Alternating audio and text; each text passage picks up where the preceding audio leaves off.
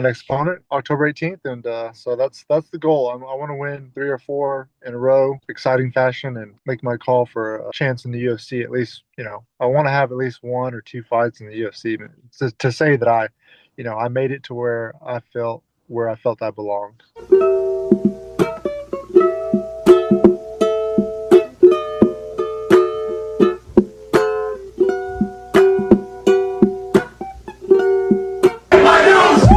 From MMA Island. Christopher de Santiago with MMA Island. Fighting out of Texas, we're talking to a man who fought 19 times inside the Bellator cage. A veteran by the name of Derek the Stallion Campos ahead of his next fight at Peak Fighting 49 on October 18th. Derek, how's it going today, man? It's going great, Chris. I'm just working and staying on the grind, man. That's it. Awesome, man. Well, it's good to talk to a Texas fighter, somebody out of my home state. I believe this is your first MMA fight since 2023. I know there's been cancellations here and there, but I guess how did this fight come together?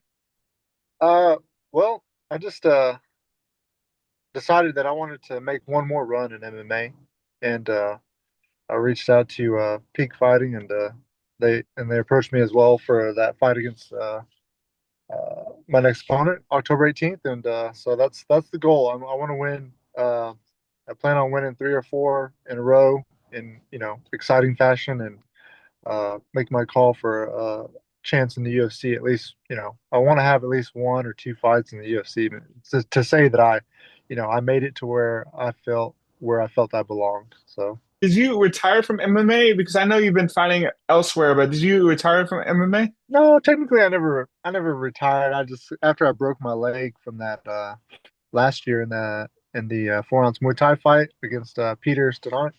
I had said consider me done, but I've been able to. I feel 100%. I feel recovered as far as my leg goes. I'm able to run, wrestle, and it just feels good. So I thought long and hard about it. I was like, you know what? I want to make one more run and see if I can't make it to the UFC because honestly, throughout my career, I've beaten guys that have gone on to the UFC. Like Cody Fister, Justina Sedino, just to name a couple guys, Diego Brandao. I felt I beat him twice, anyways, because those 2 split decision losses to him were garbage. So if I'm being honest there, so beat him in my mind, and just everybody that I've fought in my career that I've beat that has gone on to the UFC. Um, I feel like to me that's a sign like, hey man, you can make it. You belong up there with some of the best. And I'm towards the end of my career, and I can't sit with myself and say, hey, you never made it there. So that's my goals. I plan on making it there for at least 1 or 2. You know what I mean? Say I fought amongst the best because I was able to. That's awesome to hear, man. I know you've probably had that dream for years, but I guess when did you make that mental switch? Like, you know what? Like, I got another one in me. Like, I could do this. I can make it to the UFC because I do see a lot of Bellator fighters like Pitbull and Pico and MVP doing it big in the UFC right now. hmm Yeah, I mean, I think it all comes down to just, I mean, those guys have solid work ethic, and I mean, everything is lined up right for them. I mean, they fight hard. They're exciting. You know, you look at guys like Patricio and MVP, and then I don't know. I just believe that I have the work ethic and the focus to make it there. And I know I was trying to do the bare knuckle stuff, but that fell through. So I'm gonna make one more run in MMA. I feel like that's where my heart is. I feel like that's where God, He wants me to go down that path and make that, just give it all I got in that aspect of it. Because I mean, ultimately the goal is compete in MMA, you know, get to the UFC, have, as many fights as I can, until, God willing. And then, in the process or after, I'll look to open up my own gym and start training, uh, you know, young kids and adults and just people that want to learn MMA, just whether it's for physical health or whether they want to compete. That way I can do something with my career and kind of give back. You know what I mean? hmm your next opponent, you actually have more Bellator fights than he has pro fights. I'm not sure if you have like be began to assess who he is as an opponent, but I guess what can you tell me about him and his fighting style? Watched a couple of videos on him. He looks pretty well rounded. He looks pretty. I mean, he looks pretty well rounded on the ground with his striking.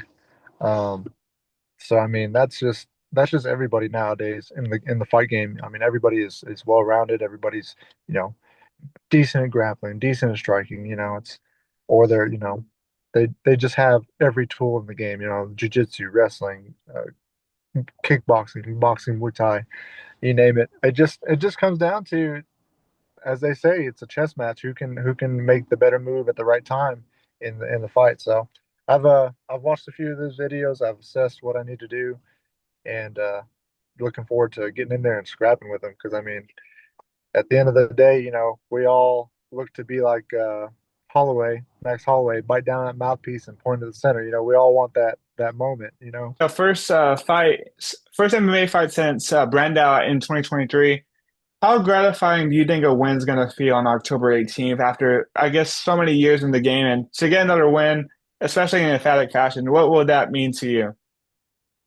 Dude, it would be a great feeling because I mean, it's you know, I just have been ready to get realigned and focused, and um, I'm determined. I'm not leaving that night without that W. I mean, I'm going out on my shield, whatever I got to do. I mean, it's going to be a great feeling. I want it to be the first of many wins to come.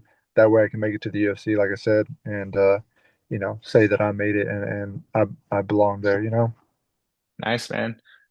You were supposed to fight Mike Trizano earlier this year, then you were supposed to fight in Texas. From what you're telling me, I'm guessing BKFC is no longer on the table. Uh, it's possible. I just things didn't line up.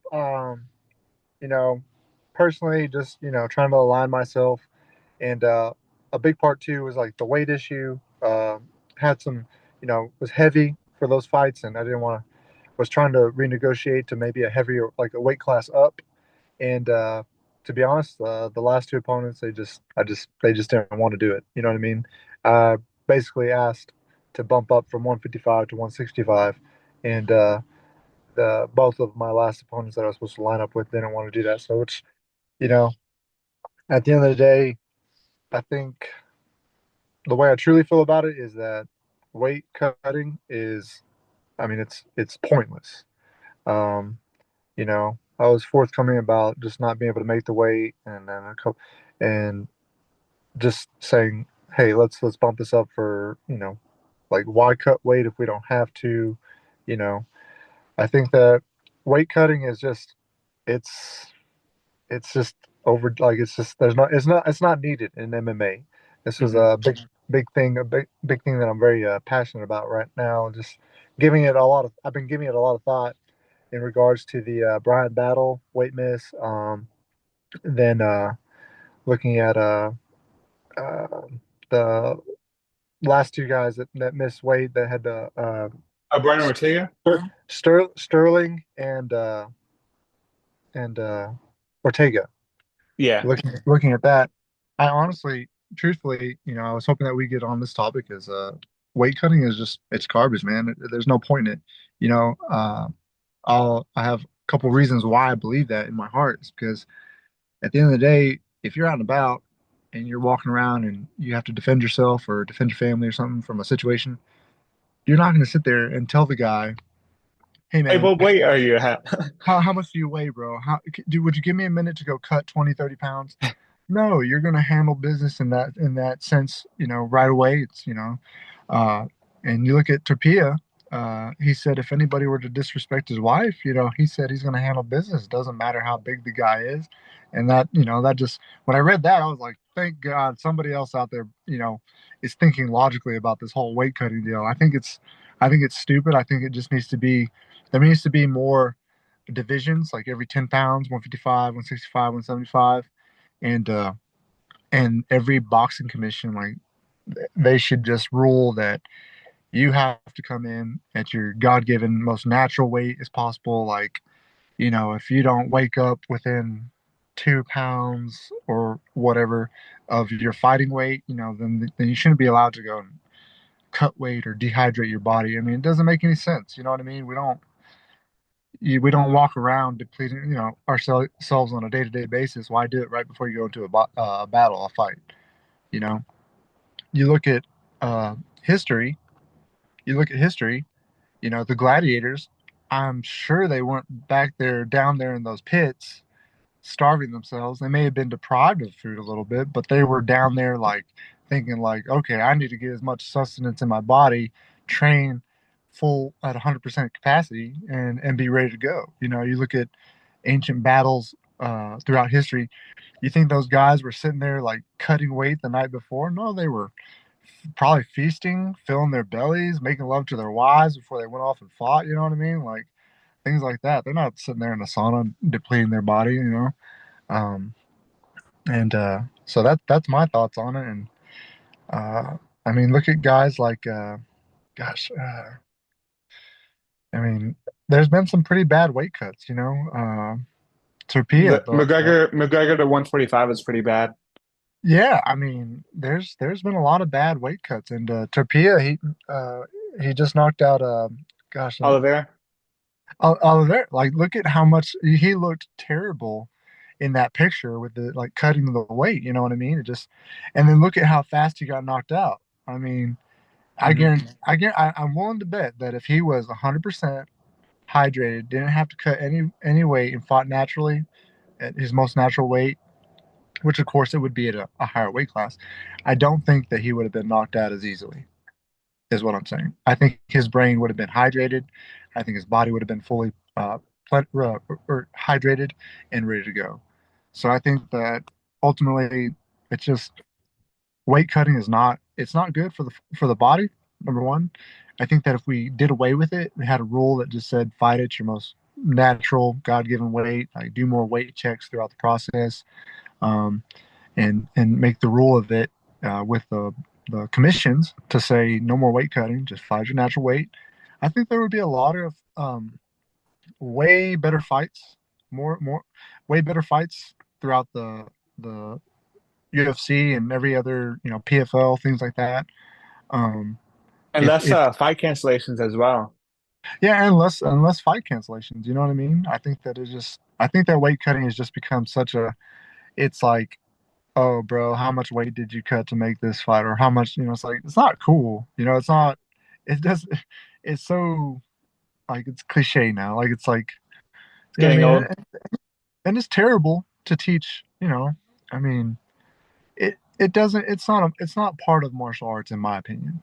There's nothing about it that says martial arts. All it is just like it's a diet. It's part of dieting. I understand, but at the end of the day, I don't think that there's any sort of martial arts to that. That's not martial arts. The fight itself is the martial arts, and I think that fighters, I think that as a whole community, I think it'd be great for everybody to veer away from cutting weight, period, and just fight at your natural weight.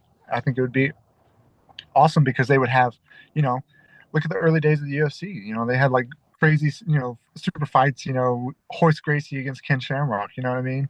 Hmm. Look at the days of Pride fighting. You know what I mean? You had Sakuraba fighting guys that were heavier than him. You know what I mean? I think we need to bring those days back in a sense because I mean, you should be allowed, if you want to fight a little bit higher than your weight class, within certain parameters. I think that's great. You know what I mean? I'd love to see. I'm gonna fight this next fight at 170 pounds, but if we were able to make super fights and open tournaments and stuff like that, I'll fight any 205er out there, or I'll roll the dice with a 225 pounder. You know what I mean? Like at the end of the day, it's the same as like I said on the street. You're not gonna back down from somebody who's messing with you, or if you have to defend yourself. You know what I mean? Like it doesn't matter how big they are.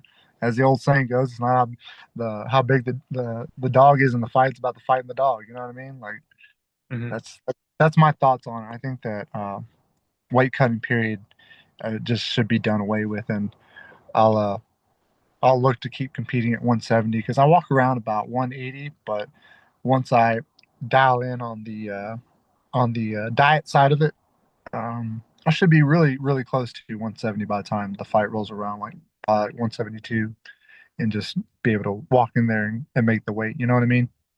Awesome, man. I did want to touch up on your Bellator career. You left Bellator in 2020 after 19 fights, and you left before they were acquired by PFL. So I guess can you walk me through what happened with Bellator? Yeah, man, I thought they were going to renew my contract at the end of that after that last fight.